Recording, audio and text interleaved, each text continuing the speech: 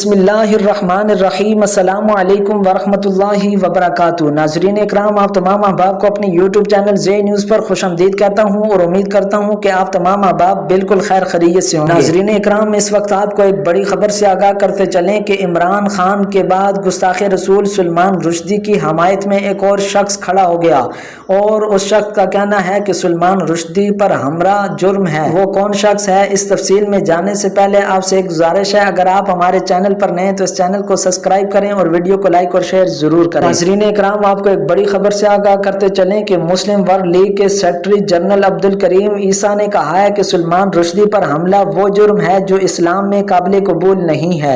अरब news को दिए गए एक इंटरव्यू में उन्होंने कहा कि इस्लाम तशद्दुद के खिलाफ है और कभी किसी भी किस्म के तशद्दुद को कबूल नहीं करता। नाज़रीन इकराम, अब्दुल करीम ईसा का कहना था कि मजहबी और दानश्वराना मामलात पर, जैसा कि ऐसे अल्फाज जो मुकम्मल या जुज़वी तौर पर इश्तिहाल अंगेज हों, इन मामलात से निपटने के लिए भी तशद्दुद नहीं करना चाहिए। नाज़रीन इकराम, इटली के शहर रमनी में होने वाले बैनुल मज़ाहिबी मुज़ाकरात के दौरान मुस्लिम वर्ल्ड लीग के सेक्रेटरी जनरल का कहना था कि ईमान रखने वाले को तमाम लोगों से मोहब्बत करनी चाहिए, चाहे वो इससे मुत्तफिक हों या ना हों। नाज़रीन इकराम, आपसे गुजारिश है, अगर आप इस बयान के साथ मुत्तफिक हैं या नहीं, कमेंट सेक्शन में अपनी राय का इजहार जरूर फरमाएं।